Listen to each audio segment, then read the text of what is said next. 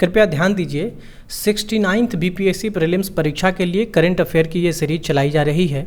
इसमें सितंबर 2022 से लेकर अक्टूबर 2023 तक के प्रतियोगिता दर्पण जिस्ट को हम देखेंगे। जितने भी इम्पोर्टेंट प्रश्न 69th बीपीएससी प्री के लिए डेप्थ में भी हो सकते हैं उसको भी हम देखेंगे, क्योंकि आप सभी जानते हैं 68th बीपीएससी प्री से बीपीएससी ने, जो बीपीएससी के अभी नए चेयरमैन हैं, उन्होंने परीक्षा के पैटर्न में थोड़ी बहुत बदलाव की है। क्वेश्चन की जो पैटर्न है उसमें बदलाव किया है, तो अब क्वेश्चन काफ़ी डेप्थ में जाकर पूछे जा रहे हैं, इसलिए वन लाइनर से केवल काम नहीं चलेंगे आपको। अब आपको थोड़ा सा डेप्थ में जाकर के ही करेंट अफेयर को भी देखना होगा। तो इसी कड़ी में हमने स्पेशली सितंबर 2022 से लेकर के ही करेंट अफेयर को शुरू किया है और इसको अक्टूबर 2023 तक हम करेंगे कंप्लीट, बहुत कम समय में। और वैसे सभी प्रश्न जो इस बार परीक्षा के लिए काफ़ी महत्वपूर्ण हैं, केवल उसी पर हम चर्चा कर रहे हैं, तो इसीलिए आपका समय भी किसी तरह से बर्बाद नहीं होगा और आप बहुत अच्छी करेंट की तैयारी भी कर लेंगे। इसी कड़ी में सितंबर, अक्टूबर और नवंबर 2022 के पीडी जिस्ट को हम लोगों ने देख लिया है। इस एपिसोड में अभी हम लोग दिसंबर 2022 के करंट जिस्ट को देखेंगे। देखिए, सबसे पहला प्रश्न जो वीवीआई है वह है मल्लिकार्जुन खड़गे से रिलेटेड। ये कांग्रेस पार्टी के नए अध्यक्ष निर्वाचित हुए हैं 26 अक्टूबर 2022 को। इसमें बाकी सारे पॉइंट्स जो हैं वह इम्पोर्टेंट अब आपके परीक्षा के दृष्टिकोण से अभी नहीं है। 7वां स्वच्छता सर्वेक्षण 2022 ये इंपॉर्टेंट है। जहाँ कहीं 68th होगा उसको आप कृपया 69 समझेंगे, क्योंकि 68th की परीक्षा के समय में यह पीडी करंट का आ गया था, इसलिए वहाँ 68th बीपीएससी वीवीआई लिखा हुआ है।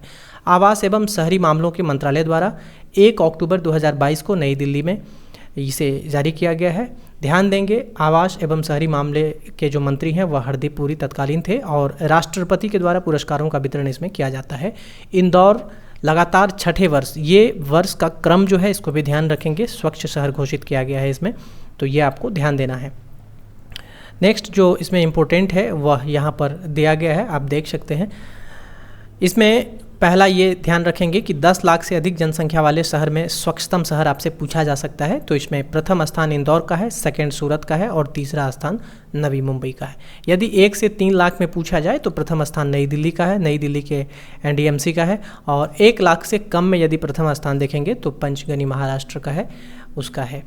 इसमें बिहार से रिलेटेड प्रश्न मतलब नहीं बन रहे हैं, इसलिए बहुत डेप्थ में इसमें अब जाने की आवश्यकता आपको नहीं है। बाकी नीचे हम देख रहे हैं, यहाँ पर देखिए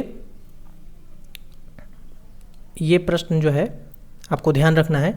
भारत में महिला क्रिकेटर की मैच फीस जो है अब पुरुष के जो क्रिकेटर हैं यानी पुरुष क्रिकेटर हैं उसके बराबर करने की घोषणा जो है कर दी गई है। ये बीसीसीआई के द्वारा इसकी घोषणा की गई है, तो ये ध्यान रखेंगे। भारत विश्व में अब दूसरा ऐसा देश बन गया है जिसमें महिला क्रिकेटर और पुरुष क्रिकेटर की सैलरी बराबर कर दी गई है, तो ये आपको ध्यान रखना है। नेक्स्ट है धर्मांतरण करने, इसमें ये इम्पोर्टेंट नहीं है। अब आपके लिए प्रचंड वायुसेना में जो हाल ही में शामिल किया गया है ये महत्वपूर्ण है, इसको देखेंगे। हल्का लड़ाकू हेलीकॉप्टर है जिसका नाम प्रचंड है, यह वायुसेना में शामिल किया गया है 3 अक्टूबर 2022 को। तिथि महत्वपूर्ण नहीं है लेकिन ये महत्वपूर्ण है, इसको रक्षा मंत्री श्री राजनाथ सिंह के द्वारा शामिल किया गया है। ध्यान देंगे, इसका जो निर्माण है वो हिंदुस्तान एरोनॉटिक्स लिमिटेड यानी HAL के द्वारा बनाया गया है और इसकी तैनाती जो है जोधपुर वायु सैनिक केंद्र पर पाकिस्तान के सीमा पर या उसके निकटवर्ती क्षेत्रों पर किया गया है। ध्यान देंगे, हवा से हवा में मार करने वाली मिसाइल 20 mm के गन्स और फ्रांसीसी मूल की 2 इंजन जो है इस प्रचंड हेलीकॉप्टर में लगी हुई है। इसकी लंबाई, चौड़ाई और ऊंचाई ये है, लेकिन ये महत्वपूर्ण नहीं है। वजन भी इसका महत्वपूर्ण नहीं है, इसकी गति महत्वपूर्ण है, ध्यान रखेंगे, और रेंज महत्वपूर्ण है, यह भी ध्यान रखेंगे। एक चीज़ और यहाँ हम आपको बताना चाहेंगे, पूछा गया था INS विशाखापत्तनम को किसने हाल ही में शामिल किया था, उसमें रक्षा मंत्री ने इसे शामिल किया था। बीपीएससी ने ये प्रश्न पूछा भी था। और प्रचंड वायुसेना में हाल ही में शामिल किया गया है, उसको भी रक्षा मंत्री श्री राजनाथ सिंह ने ही शामिल किए हैं। और इससे पहले के मैगजीन में हमने बताए थे INS विक्रांत के बारे में डिटेल से, तो उसको आप देख लीजिएगा। वो प्रश्न हो सकता है 69th में इस बार थोड़ा डेप्थ में जाकर के भी पूछे जा सकते हैं स्टेटमेंट देकर, तो इसलिए उसको देखने की आवश्यकता है। नेक्स्ट बहुत महत्वपूर्ण है, इसरो से संबंधित ये प्रश्न आपको ध्यान रखना है। मंगल ग्रह पर स्थापित एक मॉम यानी कि मार्स ऑर्बिट मिशन था, ये इसका संपर्क टूट गया है 3 अक्टूबर 2022 को। ये तिथि महत्वपूर्ण नहीं है, महीने का नाम आप ध्यान रखेंगे। आपसे पूछा जाएगा अक्टूबर 2022 में हाल ही में इसरो के द्वारा भेजे गए मंगल ग्रह पर स्थापित किस मिशन का जो है संपर्क टूट गया है या उसकी जानकारी प्राप्त हुई थी। 8 वर्ष तक महत्वपूर्ण जानकारी का संप्रेषण ये कर रहा था। ध्यान देंगे मॉम यानी कि मार्स ऑर्बिटर मिशन मंगलयान 24 सितंबर 2014 को भेजा गया था, इसको स्थापित किया गया था वहाँ पर मंगल की कक्षा में, तो ये आपको ध्यान रखना है। इसरो के चेयरमैन एस सोमनाथ का नाम ध्यान रखेंगे। नेक्स्ट है देश की पहली स्वदेशी परमाणु पनडुब्बी जिसका नाम INS अरिहंत है। ये महत्वपूर्ण है, आपको ध्यान रखना है। इससे बैलिस्टिक मिसाइल का सफल परीक्षण 14 अक्टूबर को बंगाल की खाड़ी में नौसेना के द्वारा किया गया है। नेक्स्ट है युवा 2.0 योजना, ये महत्वपूर्ण है। 2 अक्टूबर 2022 को शिक्षा मंत्रालय के द्वारा इसको इंडिया @75 परियोजना के एक भाग के रूप में शुरू किया गया है। इस योजना के तहत देश भर के कुल 75 लेखकों का चयन किया जाएगा जिनकी उम्र 30 वर्ष से कम होगी। तो ये आपके लिए महत्वपूर्ण था। चयनित युवा लेखकों के बारे में यहाँ पर कुछ डिटेल दिए गए हैं, उसको आप देख सकते हैं, अन्यथा ये महत्वपूर्ण नहीं है। सिर्फ युवा 2.0 योजना के मंत्रालय का नाम ध्यान रखना है और इसमें कितने लेखकों का चयन किया जाएगा और उनकी उम्र सीमा क्या रखी गई है और इसको किस परियोजना के एक भाग के रूप में शुरू किया गया है, ये महत्वपूर्ण है। विश्वविद्यालयों एवं विद्यालयों में अब प्रोफेसर ऑफ प्रैक्टिस का नया पद, जैसे CDS का एक नया पद आया था तो उसी तरह से ये प्रोफेसर ऑफ प्रैक्टिस का एक नया पद आया है विश्वविद्यालय और महाविद्यालय में, इसको देख लेंगे। मिशन स्कूल ऑफ एक्सीलेंस, ध्यान देंगे गुजरात में जो है ये आया है। इसको प्रधानमंत्री मोदी के द्वारा गांधीनगर की एक अदालत में शुभारंभ किया गया है। इस परियोजना के तहत गुजरात सरकार 5 वर्ष में स्कूलों में जो है स्मार्ट क्लास वगैरह की व्यवस्था करेगी। यहाँ पर देखेंगे टाइम वर्ल्ड यूनिवर्सिटी रैंकिंग 2023 है, विश्व के शीर्ष शैक्षणिक संस्थानों की यह रैंकिंग होती है। ध्यान देंगे टॉप 300 में भारत के एक संस्थान इस बार शामिल हुए हैं जिसका नाम है Indian institute of science Bengaluru यानी IISc बेंगलुरु। तो ये महत्वपूर्ण था आपके परीक्षा के पॉइंट ऑफ व्यू से।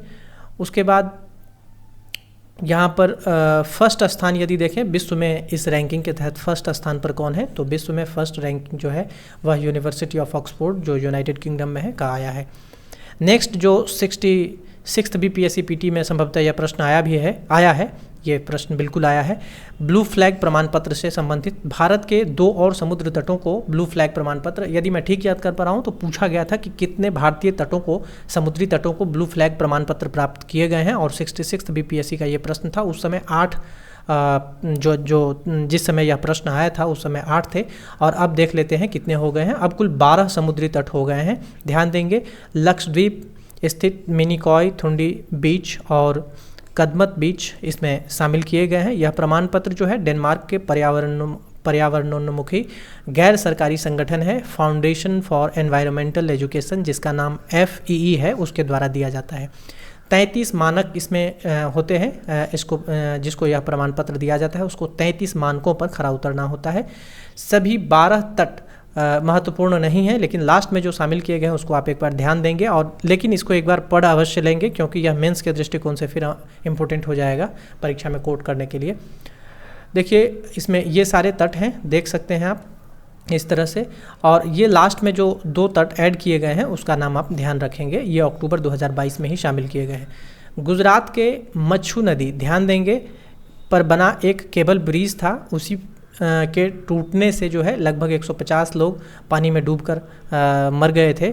ये मोरबी गुजरात यानी मोरबी एक ज़िला है गुजरात का, उसी में ये मच्छू नदी है उस ज़िले में, और उस नदी पर बनाए गए पुल का नाम था केबल ब्रिज।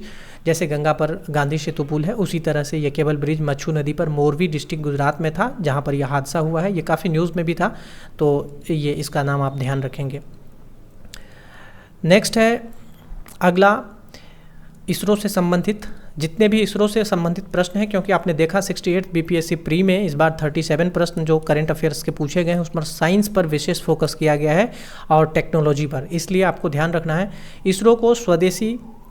इसरो की स्वदेशी सबसे भारी रॉकेट जिसका LV-M3M2 है, जिसका पुराना नाम जो है GSLV-M2 है, कि पहली वाणिज्यिक उड़ान 36 उपग्रहों का एक साथ सफल प्रक्षेपण करने से हुआ है 23 अक्टूबर 2022 को। ध्यान देंगे OneWeb नाम की एक कंपनी है, उसके 36 उपग्रहों को इसने भेजा है।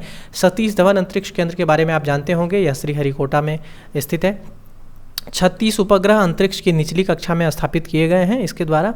GSLV का ये नया नाम है, ध्यान देंगे GSLV-M2 का LMB3 LVM-3 M2 नाम है इसका। और NSIL जो जिसका नाम है न्यू स्पेस इंडिया लिमिटेड, ये एक अनुषंगी कंपनी है इसरो की, ध्यान देंगे। और वनवेव नाम की एक कंपनी है जिसका भारत की एक भारतीय इंटरप्राइजेस नाम की एक प्रमुख निवेशक ने इसमें साझेदारी किया था, और इसी साझेदारी यानी इसी अनुबंध के साथ जो है इसको भेजा गया है। GSLV Mk3 का यह पहला बहुपक्षीय लॉन्च मिशन था, तो ये आपको ध्यान रखना है। नेक्स्ट, विश्वास स्वरूपम क्या है, इसके बारे में देख लेते हैं। यह विश्व की सबसे ऊंची शिव की प्रतिमा है। स्टैचू ऑफ विलिफ राजस्थान के राजसमंद ज़िले के नाथ द्वार में इसको जो है स्थापित किया गया है। इसकी ऊंचाई 369 फीट है और इसके निर्माण कार्य में 10 वर्ष की समय लगी है। इसका लोकार्पण वहाँ के चीफ मिनिस्टर श्री अशोक गहलोत ने किया है। तेलंगाना वाला इंपॉर्टेंट नहीं है। अब अंतर्राष्ट्रीय घटनाक्रम में हम देखते हैं क्या महत्वपूर्ण है इस 69 BPSC प्री के लिए इस बार। ऋषि सुनक, हमने जैसा कि बताया था पहले मैगजीन सितंबर की जब हम बता रहे थे आपको, उसका एनालिसिस दे रहे थे, उसमें हमने लीज ट्रस के बारे में बताया था कि अब प्रधानमंत्री चेंज होंगे। देखिए, भारतीय मूल के ऋषि सुनक है। अभी G20 की सम्मेलन चल रही है भारत में, इसमें ये आए भी हैं। ब्रिटेन के नए प्रधानमंत्री 25 अक्टूबर 2022 को ये बने हैं। कंजर्वेटिव पार्टी, ये बहुत महत्वपूर्ण है क्योंकि 65th BPSC में पार्टी के नाम और उस समय जो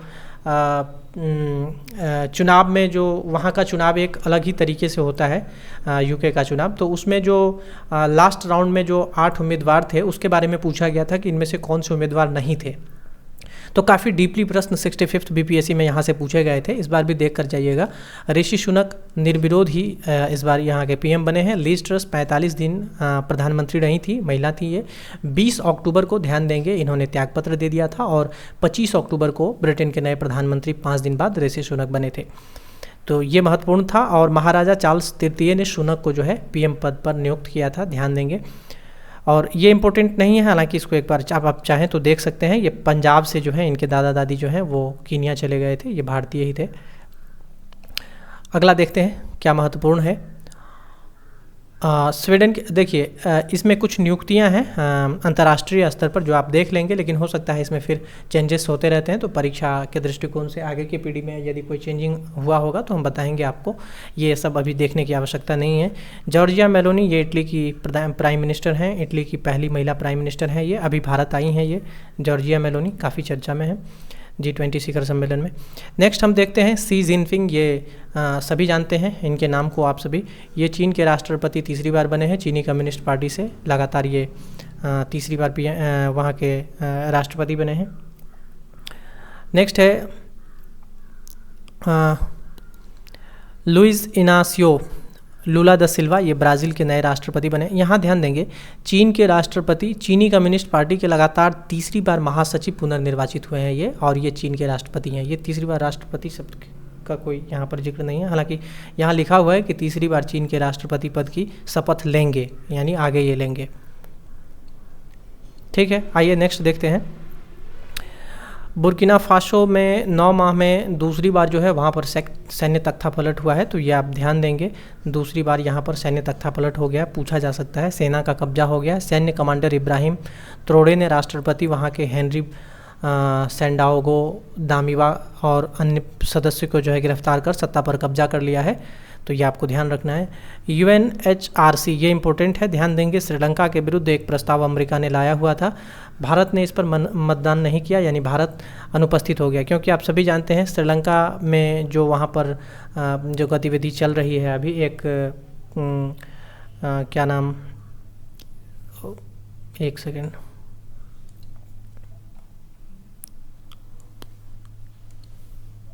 श्रीलंका में सुलह हुआ है जवाबदेही व मानवाधिकार को बढ़ावा देने के लिए प्रस्ताव था। ये 51वें सत्र में UNHRC के 6 अक्टूबर 2022 को इसे स्वीकारा गया। यह प्रस्ताव जो है 47 सदस्यीय परिषद है। यह प्रस्ताव लाया गया था अमेरिका के द्वारा ही, और 20 देश इसके पक्ष में और 7 विपक्ष में थे। जो विपक्ष में थे उनके नाम यहाँ दिए गए हैं। भारत सहित 20 देश ने मतदान में अनुपस्थिति इसमें दर्ज कराई थी, और जिसमें जापान, नेपाल, कतर इत्यादि भी शामिल थे। देखिए UNHRC के बारे में यहाँ पर बताया गया है, ये 47 सदस्यीय एक परिषद होता है।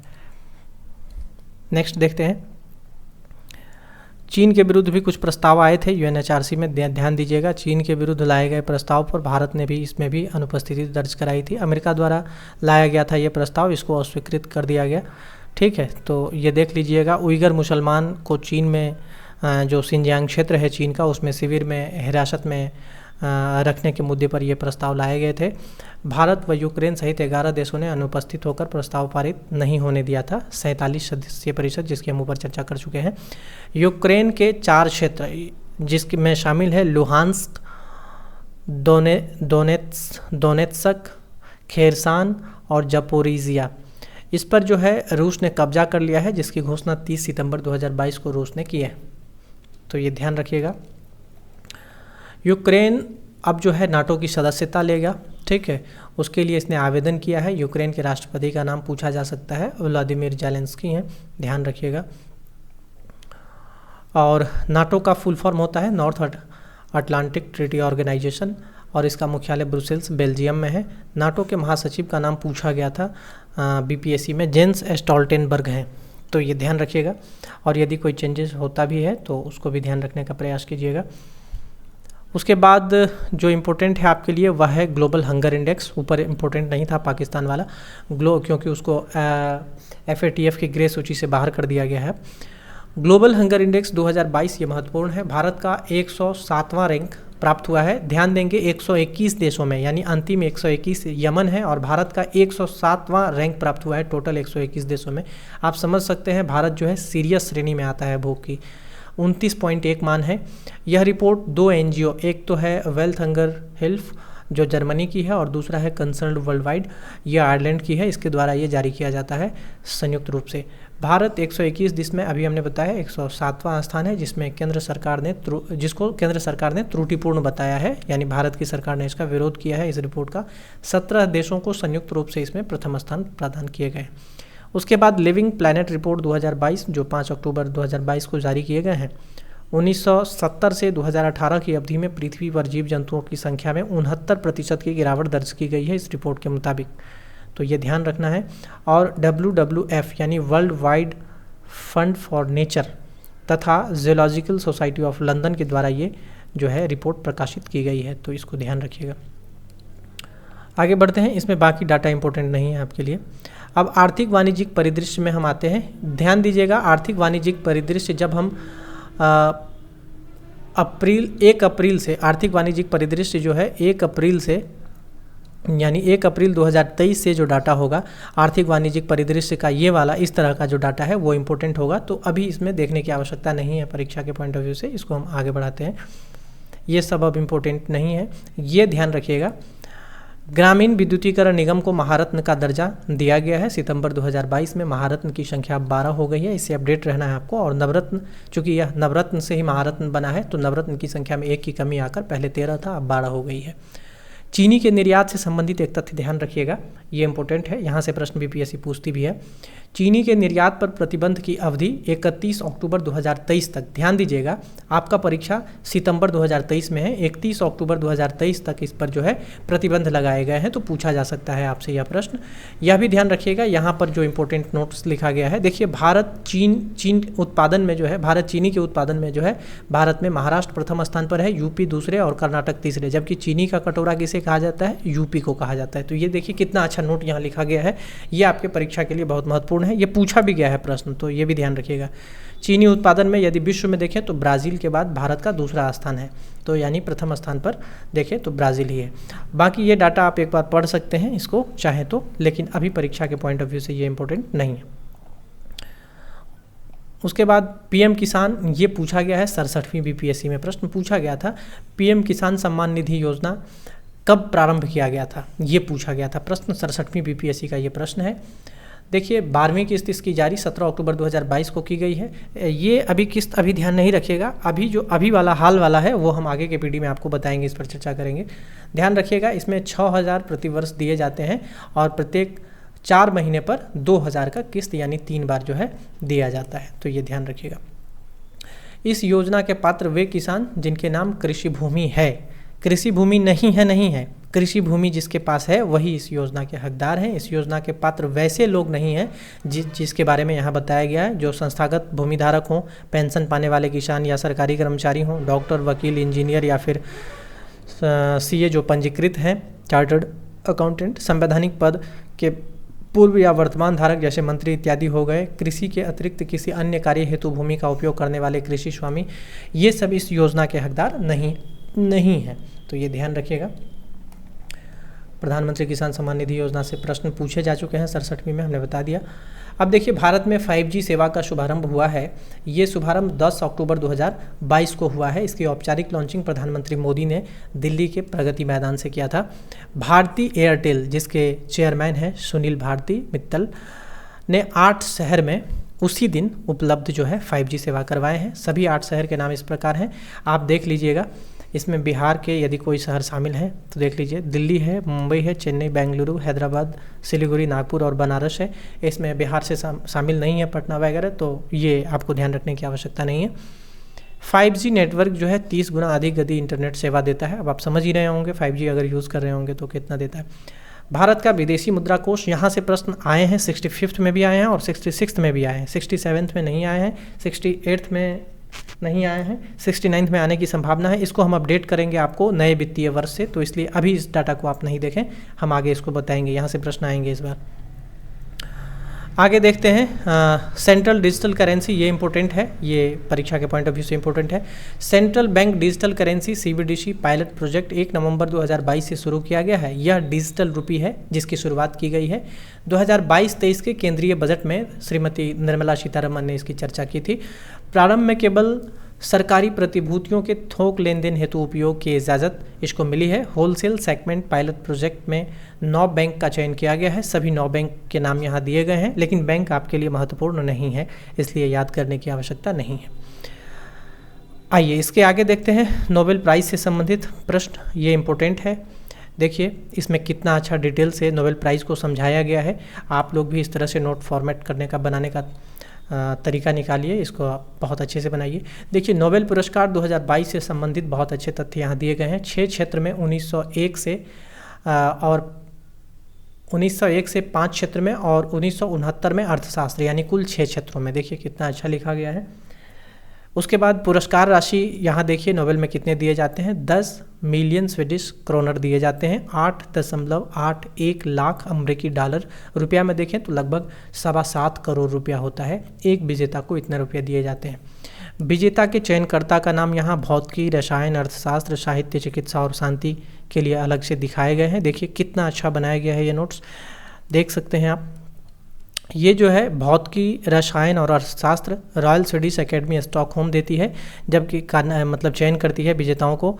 जबकि साहित्य के क्षेत्र में नोबेल स्वीडिश एकेडमी, चिकित्सा के क्षेत्र में कैरोलिंस्का इंस्टीट्यूट और शांति के क्षेत्र में नॉर्वे की जो नोबेल कमेटी है ओस्लो में, वो।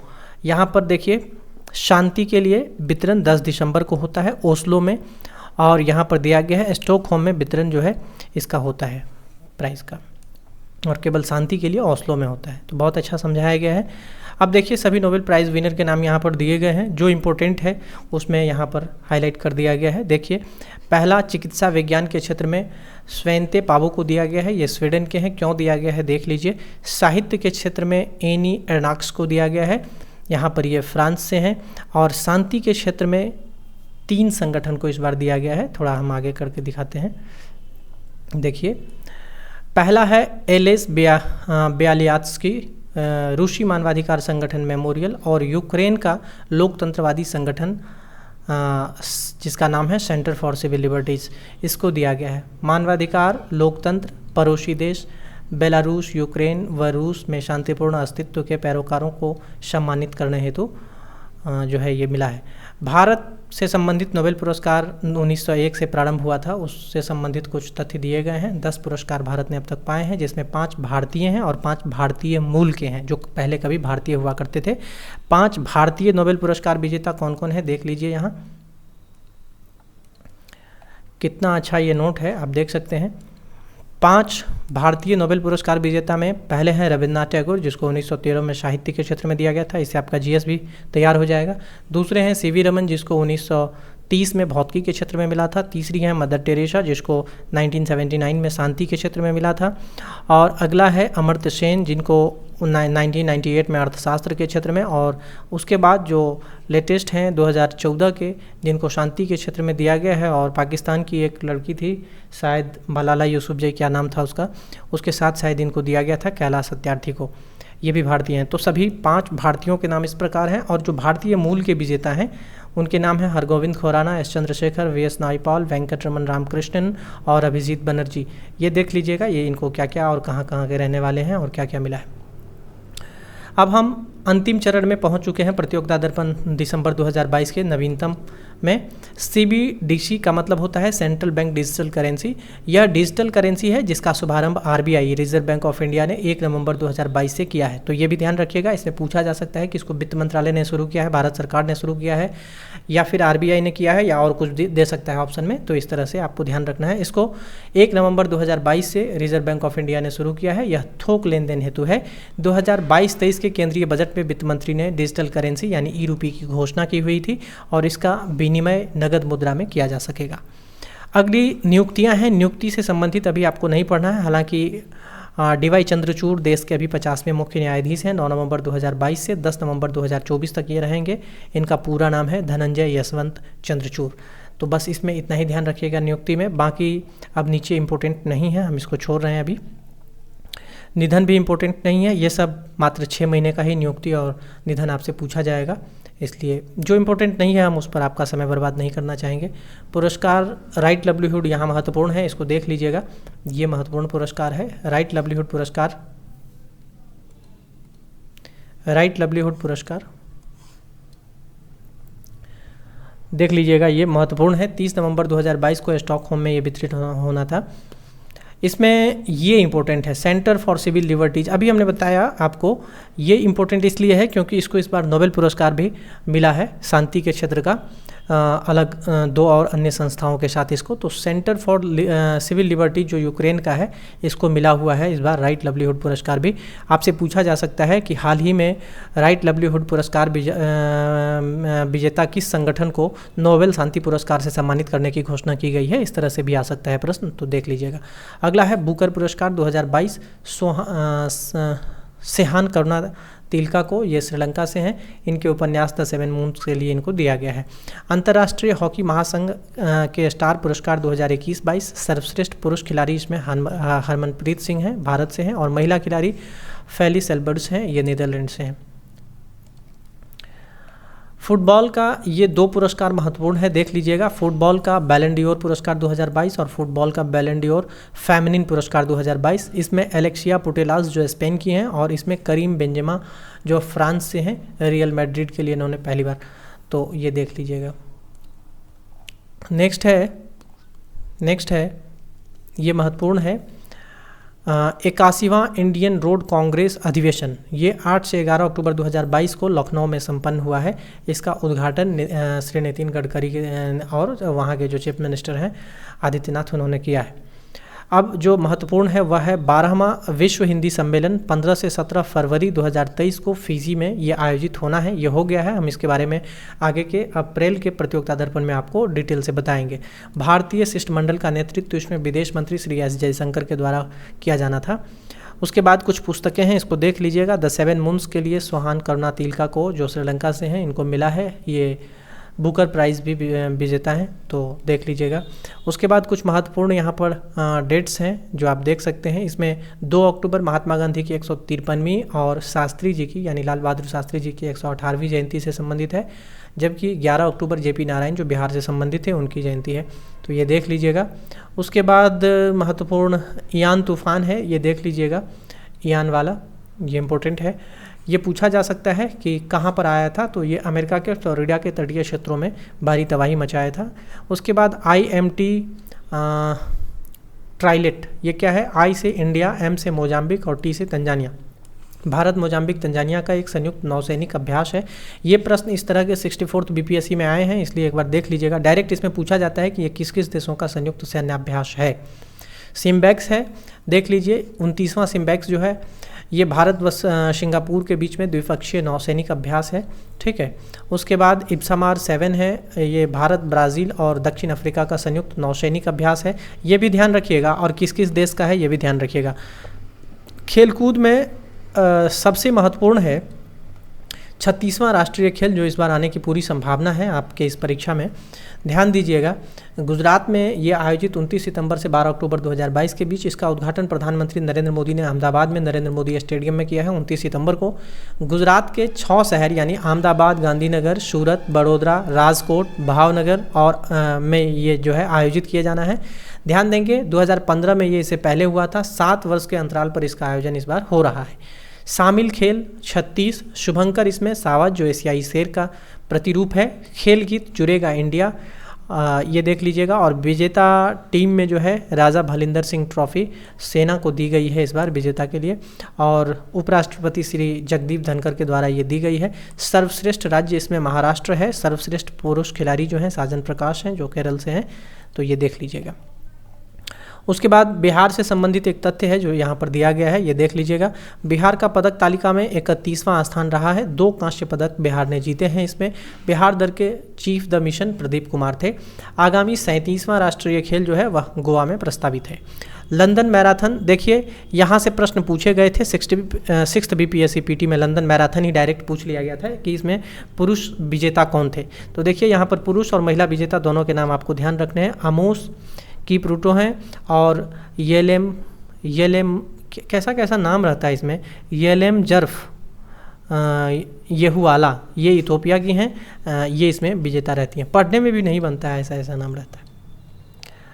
दिल्ली हाफ मैराथन देख लीजिएगा। उसके बाद में 61वीं राष्ट्रीय ओपन एथलेटिक्स चैम्पियनशिप 2022, ये इम्पोर्टेंट है। 61वीं राष्ट्रीय एथलेटिक्स ओपन चैम्पियनशिप बेंगलुरु में आयोजित किया गया था। पुरुष में और महिला वर्ग में विजेता इसमें सेना और इसमें रेलवे रहा है। बस इतना ही ध्यान रखना है।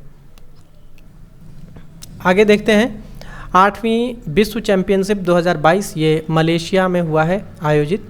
ध्यान देंगे ये मलेशिया में हुआ है। इसमें विजेता पुरुष में भारत रहा है और महिला में भी भारत रहा है। उपविजेता श्रीलंका और इसमें उपविजेता अमेरिका रहा है। रश्मि कुमारी ने महिला वर्ग की टीम खिताब एकल और युगल कुल 3 पदक इसमें जीते हैं। संदीप दिवे ने पुरुष वर्ग में एकल खिताब इसमें जीते हैं।